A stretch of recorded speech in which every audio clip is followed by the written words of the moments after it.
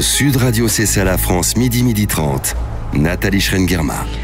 Bonjour à tous, bienvenue dans C'est ça la France, l'émission qui fait la part belle aux artisans, aux entrepreneurs qui font le pari du Made in France, du fabriqué en France. Et nous sommes le dimanche 7 mars. Demain, c'est la journée de la femme, donc je vous propose de découvrir des femmes de poigne. 3 artisanes lauréates du concours Madame Artisanat. Un plateau 100% féminin, c'est tout de suite dans C'est ça la France. Sud Radio, c'est ça la France. Et on va commencer avec vous, Catherine Guerniou. Bonjour Catherine. Bonjour Nathalie. Alors mercredi dernier a eu lieu le concours Madame Artisanat, la 2e édition, lancée chaque année par la Chambre des métiers de l'artisanat pour valoriser les femmes dans le secteur de l'artisanat. Vous avez reçu le prix Madame Engagée, donc vous êtes à Champigny-sur-Marne, à la tête d'une entreprise qui s'appelle La Fenêtrière, fabricant de menuiseries extérieures. À quoi ressemble votre quotidien, Catherine? Pour nos auditeurs, expliquez-nous un petit peu ce métier. Alors mon quotidien, il est simple, c'est celui d'une chef d'entreprise, donc d'être au contact surtout de mon équipe, de mes clients, et donc mon quotidien, c'est tout simplement gérer l'entreprise, accompagner mon équipe, m'occuper parfois d'aller sur les chantiers également. Un secteur assez masculin finalement. Oui, c'est un secteur masculin, mais les femmes, ils sont bien reconnus et on a notre place. Et donc, voilà, c'est une belle expérience tous les jours. C'est voir ses clients. Une équipe de combien de personnes vous gérez aujourd'hui? Alors, aujourd'hui, nous sommes 10 au total, avec peut-être un 11e qui va arriver prochainement. Ah, ça, c'est la bonne nouvelle. Comment vous avez accueilli alors ce prix Madame Engagée? Alors déjà, j'ai été surprise parce que je pensais pas l'avoir. Je m'étais mis dans la catégorie artisanat.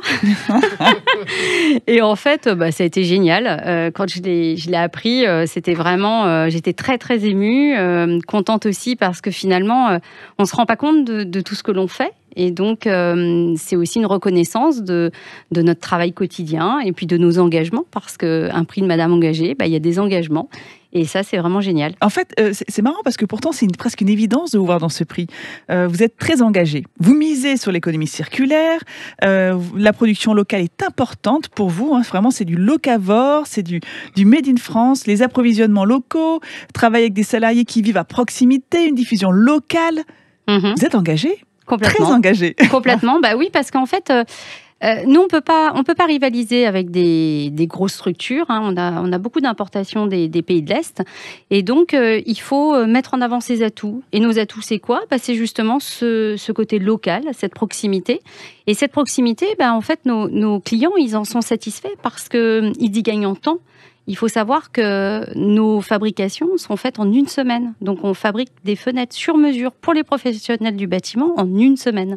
Et vous avez le sentiment justement que vos clients vous ont un petit peu redécouvert avec cette période où faire appel à ceux qui sont loin a été un peu plus compliqué? Exactement. Nous avons découvert de nouveaux clients qui ne pensaient pas avoir des ateliers de production à proximité de chez eux. Ils vous ont redécouvert en fait avec... Ils nous ont découvert ou redécouvert pour certains.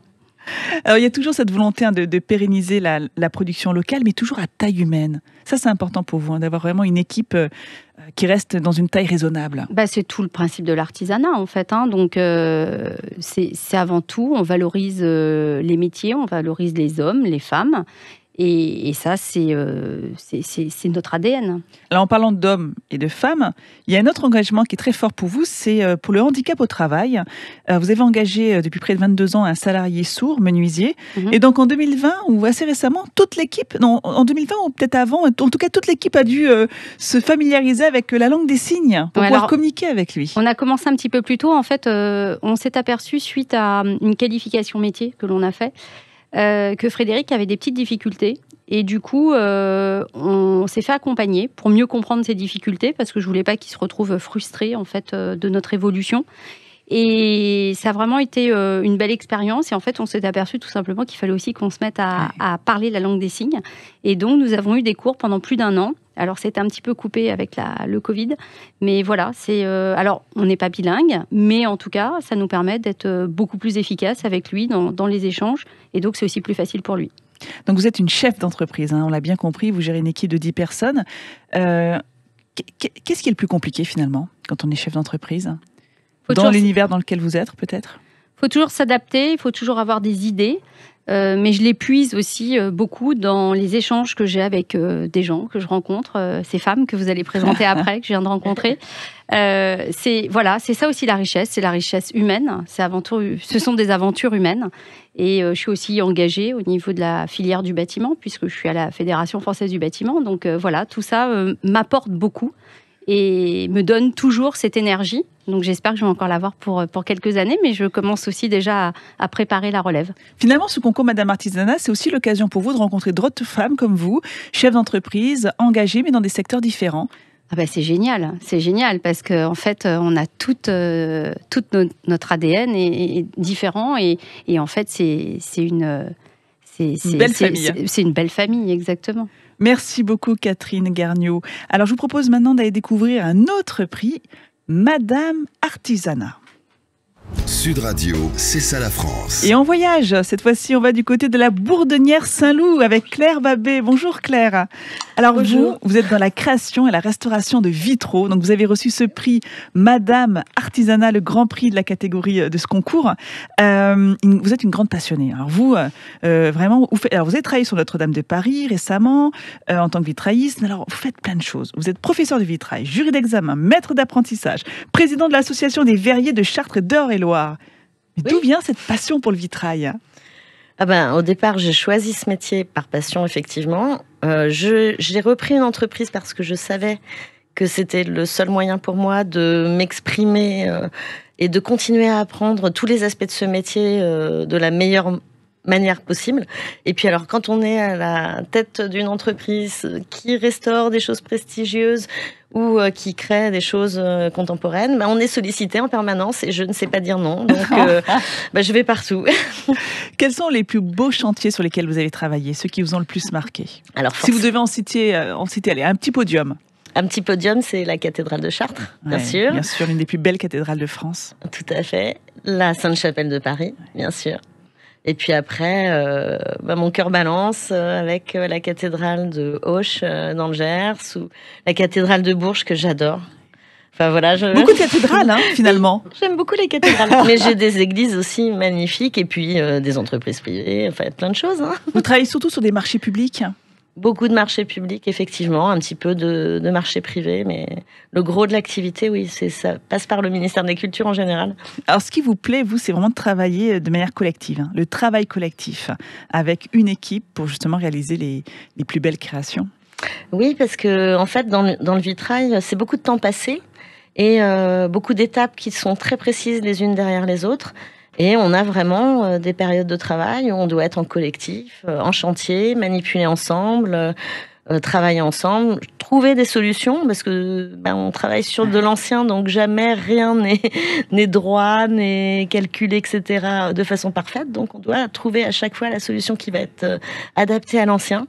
Et donc c'est beaucoup plus motivant de le faire à plusieurs, de réfléchir à plusieurs et de pouvoir aussi apprécier le résultat de notre travail en équipe. En fait, c'est toujours des petits défis que vous vous lancez à plusieurs. Puis, je ne sais pas si, pour vous, il est aussi peut-être aussi important de se replonger dans l'histoire du bâtiment que l'on va restaurer. Est-ce que ça fait partie du travail de vitrailliste ? Ça fait non seulement partie du travail, mais c'est aussi une rencontre. Et c'est pour ça que le sens de l'équipe est très important.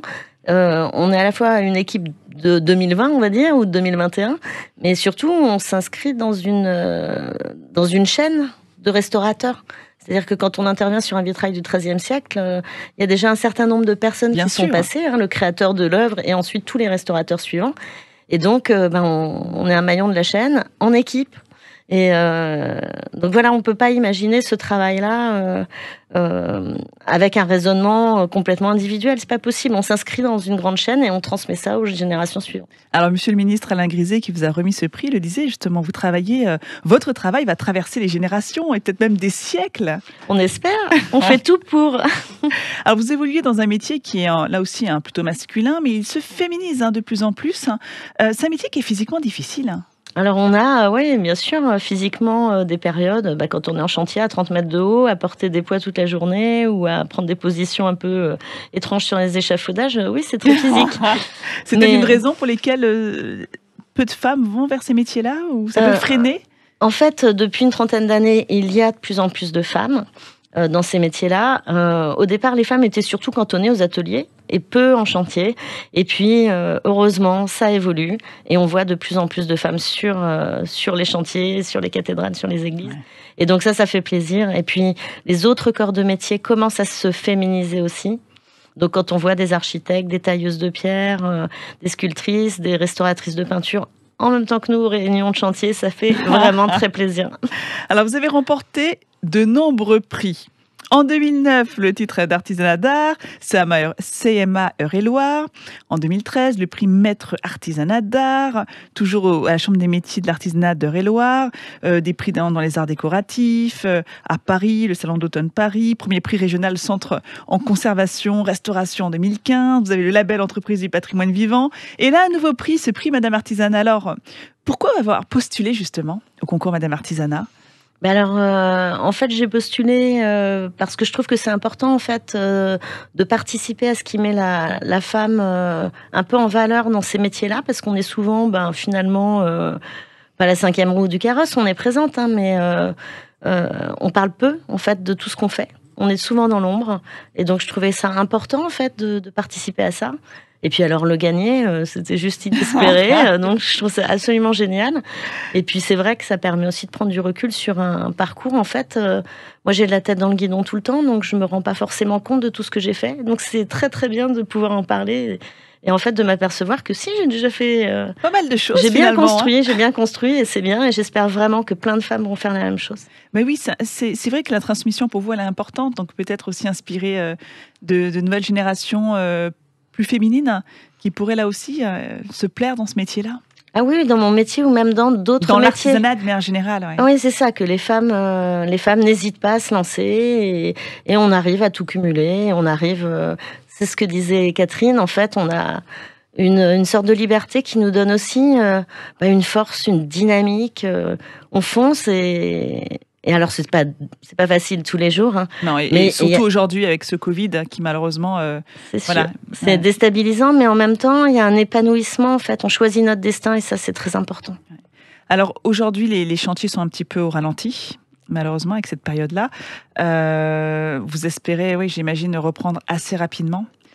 Comment vous vivez cette période justement ? Au début, j'étais très angoissée.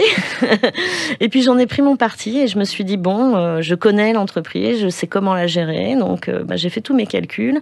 J'ai fait en sorte de mettre en place ce qu'il faut pour passer la période. Et puis, être prête à redémarrer à fond quand ce sera possible. Mais en tout cas, je sais comment préserver mon entreprise. Je réduis la voilure, je vogue sur les vagues jusqu'à ce qu'elle se calme un peu. Et on espère que la mer va devenir belle. Calme, enfin. D'ici quelques mois, voilà. Apercevoir l'horizon au loin. Exactement. Non, mais c'est ça qu'il faut le rappeler. Quand vous êtes chef d'entreprise, vous gérez les chantiers, vous gérez l'entreprise, les salariés, le chiffre d'affaires. Enfin, on n'imagine pas toutes ces cordes à votre arc. Même nous, on n'imagine pas, en fait, quand on liste toutes les tâches qu'on fait dans l'année, enfin, à la journée, au mois, dans l'année, on en oublie forcément, en fait. On est vraiment, je sais pas, on est pire qu'un ordinateur. On en a 100 000 des ordinateurs dans la tête. Il faut passer d'un truc à l'autre. Il faut pas bugger. Ça nous arrive un petit peu, mais on est humaine, heureusement. Merci beaucoup, Claire Babet. Je rappelle que vous avez reçu le prix Madame Artisanat. Vous êtes la lauréate 2021 de son concours Madame Artisanat. Allez, on va se quitter une courte pause et on se retrouve juste après avec un autre coup de cœur de ce concours Madame Artisanat et une autre femme, là encore engagée, mais dans un secteur complètement différent. À tout de suite. Sud Radio, c'est ça la France, midi 30. Nathalie Schrengerma. Nous voilà de retour dans C'est ça la France, l'émission du savoir-faire français, l'émission qui met en avant les entrepreneurs et aujourd'hui les femmes dans l'artisanat. Demain, c'est la journée de la femme et on en profite, on vous met des talents en avant, des femmes qui se sont engagées, passionnées, mobilisées. Alors je vous propose justement de découvrir un coup de cœur de ce concours Madame Artisanat et on en parle tout de suite. Sud Radio, c'est ça la France.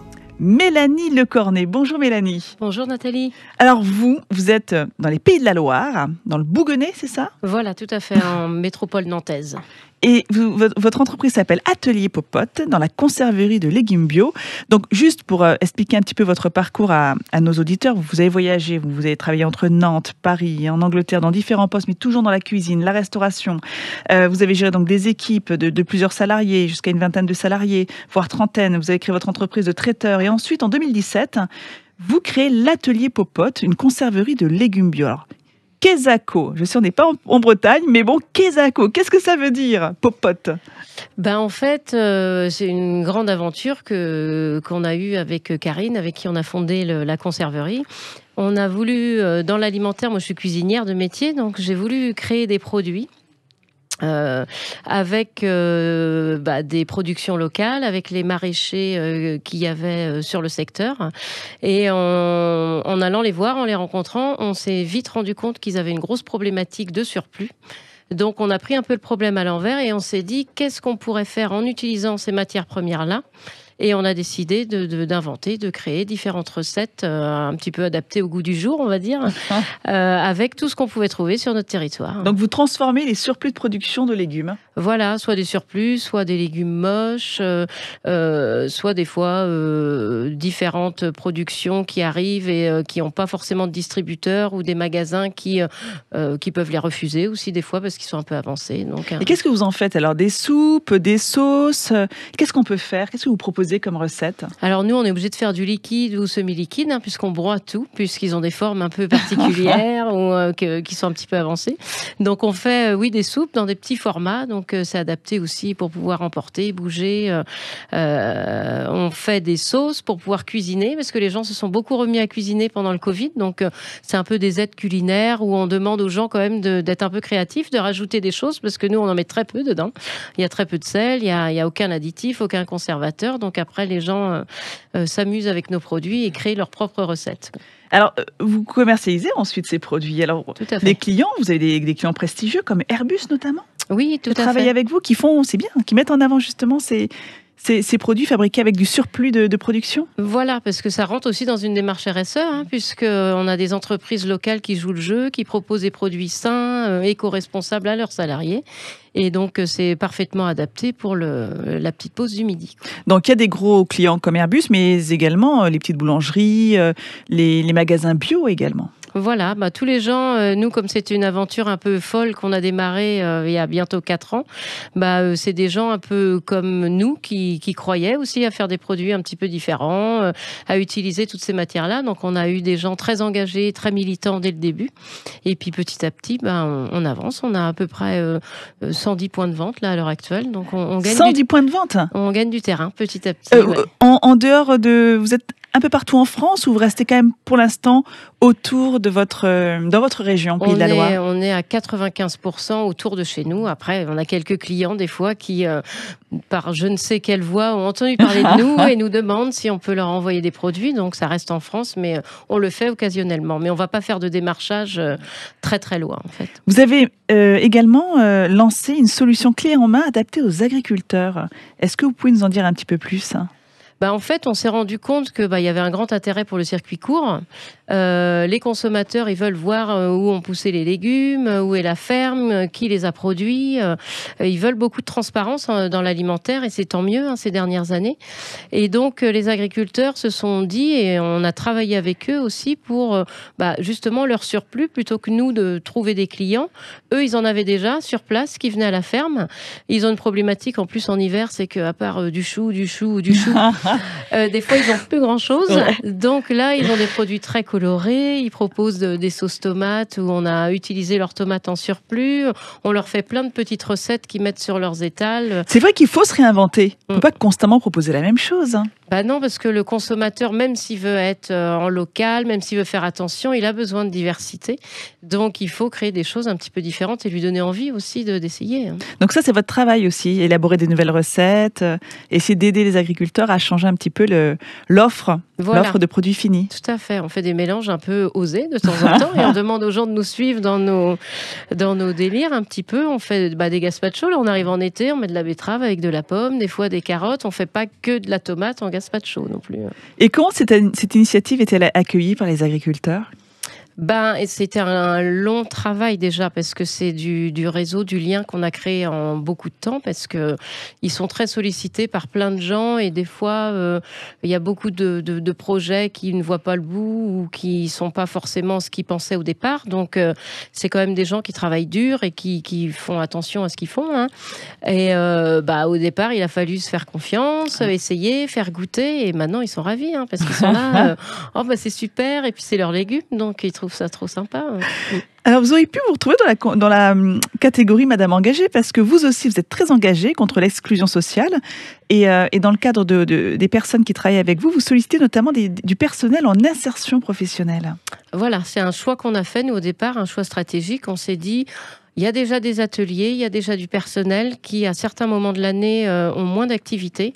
Donc, on veut optimiser et les ressources, les matières premières, mais aussi tout ce qui va être machines et personnel déjà présent. Donc, on a sollicité différents CAT et on travaille très bien avec eux depuis le début, et on élargit encore d'année en année. Ouais.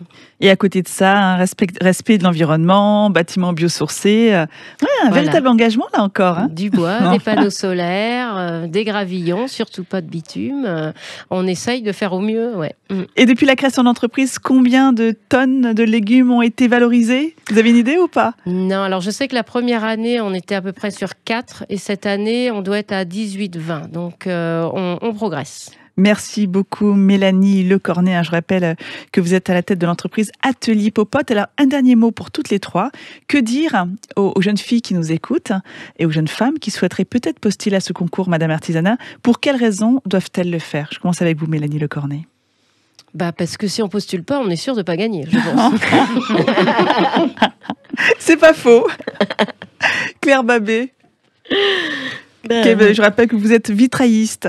Vous êtes dans la création et la restauration de vitraux. Que dire justement à toutes ces femmes qui nous regardent et voilà, qui nous écoutent surtout, et qui se demandent, tiens, est-ce que je postule ou pas ? Est-ce qu'il faut y aller ? Moi, je pense qu'il faut postuler quand on a un parcours bien rempli, et on n'a rien à perdre à se présenter et à montrer à quel point on est engagé, ou en tout cas engagé dans son métier, engagé dans son avenir. Reconnu dans son métier aussi. Voilà, donc il faut y aller, il faut montrer que les femmes sont là. Ouais, comme je le disais tout à l'heure, à la transmission qui est importante pour vous. Transmettre les savoir-faire. Catherine Guergnoux, alors, pour quelles raisons ces femmes qui nous écoutent doivent postuler pour l'année prochaine, pour le prochain concours Madame Artisanat ? Je pense qu'il ne faut pas rester spectateur, il faut être acteur. Donc, soyez actrice de votre destin, de votre avancée, et tentez votre chance. C'est une super aventure. Nous on se connaissait pas il y a encore quelques temps. C'est du partage, c'est super. Allez-y. Voilà, ce sera le mot de la fin. Allez-y, on compte sur vous. L'année dernière, 200 dossiers. Cette année, 250. Donc, j'espère que l'année prochaine, il y en aura 2 fois plus. Merci à vous. Merci à toutes les trois. Encore un grand bravo. Et merci Nathalie. Je souhaite une très belle journée de la femme à toutes les femmes qui nous écoutent demain, le 8 mars. Et je vous donne rendez-vous la semaine prochaine, même jour, même heure et même radio. Et d'ici là, portez-vous bien. À très vite. Bon dimanche.